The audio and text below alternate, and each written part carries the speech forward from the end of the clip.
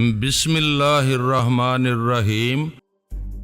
تم نے وصیت میں اس حویلی کو اپنی اولاد کے نام لکھ دیا۔ تمہاری موت کے بعد میری نانی جان کو یہاں سے نکال دیا گیا، مگر دیکھ لو آج اس پر ہمارا قبضہ ہے۔ تمہاری اولاد کی اولاد سمجھتی ہے یہاں بھوت پریت نے بسیرا کیا ہے، وہ خوف سے نہ یہاں آتے ہیں نہ یہاں رہنے کی جرت کرتے ہیں۔ اس حویلی کو فروخت کرنا چاہتے ہیں، لیکن جو خریدار آتا ہے دوسری صبح وہ مردہ پایا جاتا ہے۔ اب یہاں کبھی کوئی نہیں آئے گا، یہ حویلی ہمیشہ ہماری رہے گی۔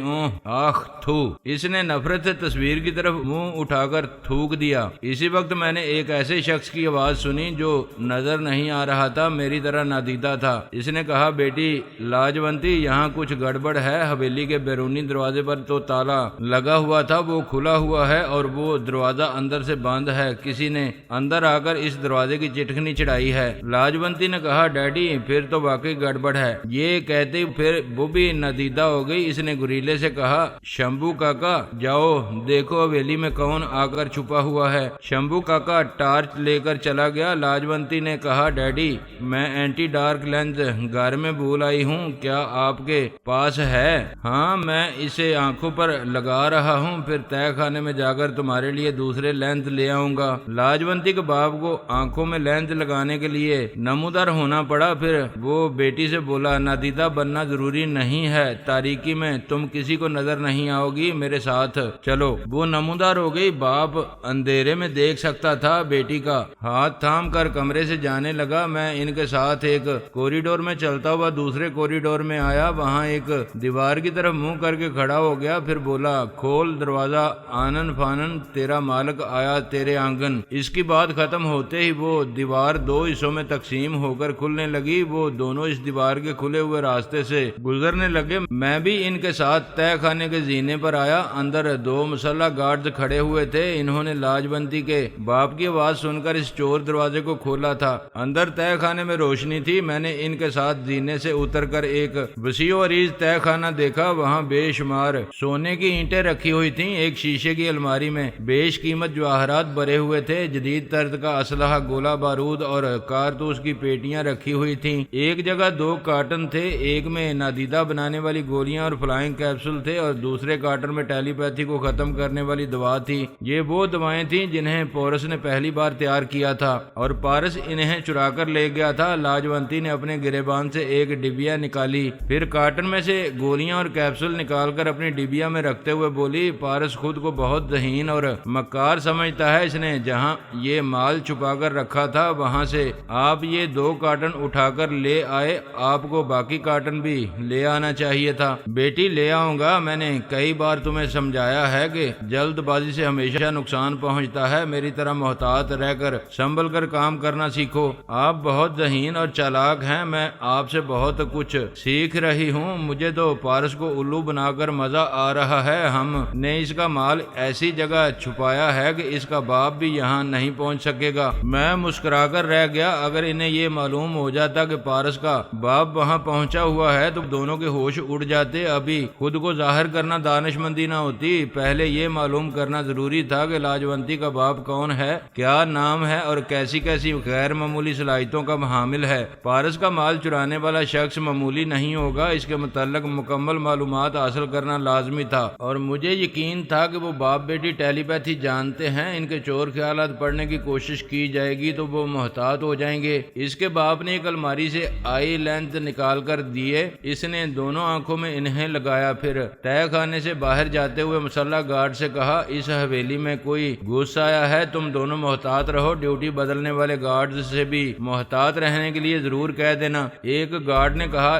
جی مالک، ہم محتاط رہیں گے۔ ہم اس تہہ خانے کے چور راستے سے باہر آئے۔ وہاں کی دیواریں سلائیڈنگ دروازے کی طرح ایک دوسرے سے مل گئیں۔ بند تہہ خانے میں ڈیوٹی دینا گویا خود کو کسی قبر میں پہنچا دینے کے مترادف تھا۔ وہ مجبوراً وہاں کام کام کر رہے ہوں گے۔ میں نے لاجونتی کے باپ کے لب و لہجے کو گرفت میں لے کر خیال خوانی کی پرواز کی، پھر ایک مسلح گارڈز کے دماغ میں پہنچ گیا۔ اس کے خیالات پڑے، پتہ چلا کہ ان تمام گارڈز کو اور دوسرے ملازموں کو تنویمی عمل کے ذریعے اپنا غلام بنایا گیا ہے، حالانکہ وہ سب روزگار کی خاطر وہاں ملازمت کرنے آئے تھے، لیکن وہ ایسی ملازمت تھی جس کے لیے رازداری شرط تھی، لہذا انہیں رازدار ملازم بنائے رکھنے کے لیے تنویمی عمل کے ذریعے اپنا معمول اور غلام بنایا گیا تھا۔ اس گارڈ کی سوچ نے بتایا کہ اس کے مالک یعنی لاجونتی کے باپ کا نام جگن ناتھ شرما ہے، شہر میں وہ ایک بزنس مین کی حیثیت سے پہچانا جاتا ہے۔ ویسے اسے کسی بزنس کی کیا ضرورت تھی، جبکہ اس کے تہہ خانے میں بے شمار سونے کی اینٹیں اور بیش قیمت جواہرات تھے۔ تہہ خانے سے نکلنے کے بعد ایک کمرے میں شمبھو کاکا سے ملاقات ہوئی۔ اس نے کہا، مالک میں نے حویلی کا ایک ایک گوشہ دیکھ لیا ہے، یہاں کوئی نہیں ہے۔ جگن ناتھ شرما نے کہا، یہ کیسے ہو سکتا ہے؟ اگر یہاں کوئی نہیں ہے تو باہر والا دروازہ کس نے اندر سے بند کیا ہے؟ لاجونتی نے کہا، آپ شمبھو کاکا کو اچھی طرح سمجھتے ہیں، یہ طاقتور ہے، فولاد کا مجسمہ ہے، لیکن اس کی کھوپڑی میں بیجا نہیں ہے، کتنی ہی باتیں بھول جایا کرتا ہے، اسی نے پچھلی رات دروازے کو اندر سے بند کیا ہوگا، پھر بھول گیا ہوگا۔ میں مانتا ہوں اس کی یادداشت کمزور ہے، لیکن پولیس والوں نے باہر سے جو تالا لگایا تھا وہ کھلا ہوا ہے، ہمیں سمجھنا ہوگا کہ اس تالے کو کس نے کھولا ہے۔ پھر اس نے شمبھو کاکا سے کہا، یہ ٹارچ بجھاؤ اور یہاں اندھیرے میں بیٹھے رہو، ہم اسے تلاش کریں گے۔ میں فوراً ایک سائے کی طرح لاجونتی کے جسم کے اندر سما گیا، وہ باپ بیٹی مجھے تلاش کرنے کے لیے نادیدہ بن گئے۔ سرخ روشنی والی ٹارچ بجھا دی گئی تھی، وہ گہری تاریکی میں اینٹی ڈارک لینس کے ذریعے واضح طور پر دیکھنے لگے اور حویلی کے ایک ایک حصے میں پہنچ کر مجھے تلاش کرنے لگے۔ پوری حویلی کے اندر گھومتے گھومتے رات کے 3 بج گئے۔ آخر وہ تھک کر شمبھو کاکا کے پاس آئے۔ جگن ناتھ شرما نے کہا، اب تو ایک ہی بات سمجھ میں آتی ہے کہ یہاں جو بھی آیا ہے یا آئے ہیں وہ ہماری طرح نادیدہ بننے کی صلاحیت رکھتے ہیں۔ ڈیڈی، یہ پیپر منٹ کی گولیاں نہیں ہیں کہ ہر کوئی بازار سے خرید لائے گا، یہ ہمارے پاس یا پارس اور پورس کے پاس ہیں۔ کیا آپ یہ سمجھتے ہیں کہ پارس یا پورس یہاں پہنچ سکتے ہیں؟ لاجو بیٹی، کسی پہلو کو نظر انداز نہ کیا کرو اور کبھی مطمئن نہ رہا کرو، تم محفوظ ہو۔ یہ حویلی اسی دنیا میں ہے جس دنیا میں پارس اور پورس رہتے ہیں۔ جب تمہارا باپ پارس کے خفیہ اڈے تک پہنچ سکتا ہے تو کیا وہ یہاں تک نہیں آ سکے گا؟ اسی وقت چند گاڑیوں کی آوازیں سنائی دیں، پھر دوڑتے ہوئے قدموں کی آوازیں آنے لگیں۔ شمبھو کاکا وہاں سے تہہ خانے کی طرف چلا گیا۔ وہ باپ بیٹی حویلی کے وسیع و عریض ڈرائنگ روم میں آئے۔ میں تالا کھول کر پہلے اس ڈرائنگ روم میں آیا تھا، اب وہاں کا دروازہ اندر سے بند نہیں تھا۔ شمبھو کاکا اسے کھول کر گیا تھا۔ اس دروازے سے کئی مسلح پولیس والے ٹارچ روشن کر کے آئے، پھر کئی سوئچ آن کر کے بجلی کی روشنی کی۔ کئی سپاہی محتاط انداز میں حویلی کے جس کمرے اور کوریڈور میں گئے وہاں بجلی کی روشنی کرتے گئے۔ اب وہاں ایک ذرا تاریکی نہیں رہی تھی۔ پولیس والوں نے باہر بھی سرچ لائٹس کے ذریعے دور تک روشنی کی تھی تاکہ فرار ہونے والے آسانی سے دیکھے جائیں اور پکڑے جائیں۔ ڈی آئی جی پولیس نے میگا فون کے ذریعے نادیدہ مجرموں کو مخاطب کرتے ہوئے کہا، اس حویلی کو چاروں طرف سے گھیر لیا گیا ہے۔ میں اس علاقے میں نیا افسر ہوں، لیکن بدماشوں کا بدماش ہوں۔ بین الاقوامی سطح کے مجرم میرا نام سن کر کانپنے لگتے ہیں۔ میرا نام ہے شیر خان۔ اگر زندہ سلامت رہنا چاہتے ہو اور زخمی بھی نہیں ہونا چاہتے تو اپنے بلوں سے نکل آؤ، ورنہ مجھے جس دیوار اور فرش پر شبہ ہوگا اس حصے کو کدال سے توڑ ڈالوں گا۔ کسی کو بھی یہ معلوم نہیں ہو سکتا تھا کہ چور دروازہ کہاں ہے، کیونکہ ایک کوریڈور سے دوسرے کوریڈور کی دیوار جہاں ملتی تھی وہاں 2 دیواروں کے جوڑ کا شبہ نہیں ہوتا تھا۔ ڈی آئی جی شیر خان اس حویلی کے اصل مالکان کے ذریعے عدالت سے یہ حکم نامہ لے کر آیا تھا کہ وہ کہیں سے بھی حویلی کی کسی دیوار یا فرش کو توڑ کر چور دروازے اور تہہ خانے کو تلاش کر سکتا ہے۔ شیر خان قادہ اور صحت مند تھا۔ اس کی آواز اور تیور سے اندازہ ہوتا تھا کہ وہ اپنے دماغ میں پرائی سوچ کی لہروں کو محسوس کر سکتا ہے، اس لیے وہ باپ بیٹی اس کے دماغ میں نہیں گئے، چپ چاپ نادیدہ رہ کر تماشا دیکھتے رہے۔ اگر میں چاہتا تو اس کے دماغ میں جا کر اسے بتا سکتا تھا کہ چور دروازہ کہاں ہے، پھر ان باپ بیٹی کو وہاں سے فرار ہونا پڑتا۔ مجھے ان سے ہمدردی نہیں تھی اور نہ ہی میں انہیں بچانا چاہتا تھا، لیکن خود مجھے ایک خفیہ اڈے کی ضرورت تھی۔ فہمی ہمارے ادارے کے ڈاکٹر کے ذریعے آج کل میں دوائیں تیار کرنے والی تھی۔ ان تمام دواؤں کو چھپا کر رکھنے کے لیے وہ حویلی ایک محفوظ اڈا تھی، اس لیے میں بھی ایک خاموش تماشائی بنا ہوا تھا۔ شیر خان کو 2 جگہ شبہ ہوا۔ اس نے سپاہیوں کو حکم دیا کہ وہاں کدال سے کھدائی کی جائے۔ اس کے احکامات کی تعمیل کی گئی، لیکن مایوسی ہوئی۔ صبح تک کسی چور دروازے یا تہہ خانے کا سراغ نہیں ملا۔ ایک ماتحت افسر نے کہا، سر آپ اس کیس کی فائل پڑھ چکے ہیں، کئی بار چھاپے مارے گئے ہیں، کبھی کوئی مجرم پکڑا نہیں گیا اور نہ کسی تہہ خانے کا سراغ پایا گیا۔ پھر یہ کہ جب بھی چھاپا مارا جاتا ہے ہمارا کوئی سپاہی یا افسر مارا جاتا ہے اور ہمیں اس کی گردن کٹی ہوئی لاش ملتی ہے۔ شیر خان نے پوچھا، کیا اس سے ثابت نہیں ہوتا کہ یہاں کوئی خطرناک مجرم رہتا ہے؟ سر آپ مان جائیں یہاں کوئی مجرم نہیں ہے، یہاں بھوت رہتے ہیں۔ شیر خان نے بھوتوں کو ایک تگڑی سی گالی دے کر کہا، بھوت ہم انسانوں سے ڈرتے نہیں، ڈراتے ہیں، سامنے آ کر ہمیں دہشت زدہ کر کے بھگاتے ہیں، خود نہیں بھاگتے یا چھپتے اور نہ ہی مجرمانہ انداز میں کسی کی گردن کاٹتے ہیں۔ سر اگر وہ انسان ہیں تو ہمیں کبھی نظر کیوں نہیں آتے؟ میں اس نتیجے پر پہنچ رہا ہوں کہ ہمارے ڈپارٹمنٹ کا کوئی بے ایمان سپاہی یا افسر ان مجرموں کو پہلے سے انفارم کر دیتا ہے اور وہ ہمارے چھاپا مارنے سے پہلے فرار ہو جاتے ہیں۔ صبح ہو گئی تھی۔ لاجونتی نے خیال خوانی کے ذریعے کہا، ڈیڈی یہ سر پھرا پٹھان افسر پتہ نہیں یہاں کب تک رہے گا، مجھے نیند آ رہی ہے، ہمیں چلنا چاہیے۔ جگن ناتھ شرما نے خیال خوانی کے ذریعے شمبھو کاکا سے کہا، پولیس والے یہاں بڑی دیر تک رہیں گے، تم تہہ خانے میں رہو، جب تک میں حکم نہ دوں وہاں سے باہر نہ نکلنا۔ وہ باپ بیٹی حویلی کے سامنے والے دروازے سے باہر آئے، پھر وہاں سے پچھلی طرف آئے۔ انہوں نے اپنی کار وہاں سے 3 کلومیٹر دور سڑک کے کنارے چھوڑی تھی۔ حویلی کے پیچھے بھی کئی مسلح سپاہی تھے۔ ایک سپاہی پولیس وین میں بیٹھا اور سو رہا تھا۔ جگن ناتھ شرما نے پچھلی وین کی پچھلی سیٹ پر نمودار ہو کر اپنی جیب سے ایک لمبے پھال والا چاقو نکالا۔ اس کی دھار اتنی تیز تھی کہ سپاہی کے حلق پر رکھ کر دباؤ ڈالتے ہی گردن کاٹ کر تن سے جدا ہو گئی۔ اس کے حلق سے آواز بھی نہ نکل سکی۔ مردہ جسم پھڑپھڑا کر ٹھنڈا پڑ گیا۔ وہ پھر نادیدہ ہو کر بیٹی کے ساتھ جانے لگا۔ وہ مرنے والا جہاں سو رہا تھا ادھر کا دروازہ کھلا ہوا تھا۔ جب اس کا مردہ جسم لڑک کر باہر آیا تو سپاہیوں نے اسے دیکھ کر شور مچانا شروع کیا۔ میں وہاں ٹھہر نہیں سکتا تھا، لاجونتی کے اندر سما کر جا رہا تھا تاکہ ان کا پتہ ٹھکانہ معلوم ہو سکے۔ ڈی آئی جی شیر خان اپنے ماتحت افسر کے ساتھ وہاں آیا، پھر حیرانی اور پریشانی سے اس گردن کٹی ہوئی لاش کو دیکھنے لگا۔ وہاں جو سپاہی تھے وہ سب قسمیں کھا کر کہہ رہے تھے کہ انہوں نے آس پاس کسی قاتل کو نہیں دیکھا ہے، بلکہ کسی عام شخص یا کسی جانور کو بھی ادھر سے گزرتے نہیں دیکھا۔ ماتحت نے کہا، سر میں نے پہلے ہی کہا تھا ہم یہاں سے نقصان اٹھا کر واپس جائیں گے، اس بار کسی افسر کی شامت نہیں آئی، بیچارہ یہ سپاہی مارا گیا ہے۔ شیر خان نے افسوس ظاہر کرتے ہوئے کہا، آئندہ کوئی سپاہی یا افسر نہیں مارا جائے گا، میں تنہا اس حویلی میں آؤں گا۔ وہ باپ بیٹی اس ماتحت کے دماغ میں تھے اور اس ضدی افسر کی باتیں سن رہے تھے۔ جگن ناتھ شرما نے کہا، وہ افسر پاگل کا بچہ ہے، تنہا حویلی میں آئے گا، ٹھیک ہے، جب مرنا ہی چاہتا ہے تو اس کی یہ خواہش پوری کر دی جائے گی۔ وہ گفتگو کرتے ہوئے اپنی کار کے پاس پہنچ گئے، پھر اسے ڈرائیو کرتے ہوئے اپنی رہائش گاہ کی طرف جانے لگے۔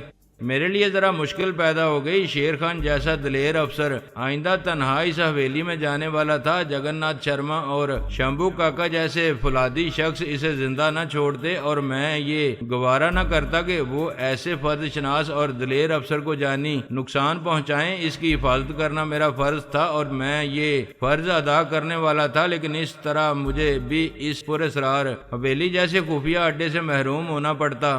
کشن کوٹ کے ایک صاف ستھرے علاقے میں ان کا بنگلہ تھا۔ دونوں باپ بیٹی کار سے اتر کر بنگلے کے اندر آئے، ایک ملازم کو ناشتہ تیار کرنے کا حکم دیا، پھر ایک کمرے میں آ گئے، دروازے کو اندر سے بند کر لیا اور صوفوں پر آ کر یوں سر جھکا کر بیٹھ گئے جیسے اپنے کسی آقا یا بزرگ کے سامنے بیٹھ گئے ہوں۔ پھر جگن ناتھ شرما نے دھیمی آواز میں کہا، میں حاضر ہوں گرو دیو۔ میں سمجھ گیا کوئی اس کے دماغ میں پہنچا ہوا ہے، ایسے وقت میں بھی اس کے اندر جا سکتا تھا، اس لیے لیے فوراً خیال خوانی کے ذریعے پہنچ گیا۔ اس کے دماغ میں کسی شخص کی باری برکم آواز گونج رہی تھی۔ وہ کہہ رہا تھا، میں تمام تماشے دیکھ رہا تھا۔ وہ شیر خان بڑی زبردست قوت ارادی کا مالک ہے، کوئی بھی کیس ہاتھ میں لیتا ہے تو اس کیس سے تعلق رکھنے والوں کی شہ رگ تک پہنچ جاتا ہے۔ جگن ناتھ شرما نے کہا، ہم آج رات اسے زندہ نہیں چھوڑیں گے، آپ کا آشیرواد چاہیے گرودیو۔ تم اور شمبھو زبردست ہو، اسے قتل کر سکتے ہو لیکن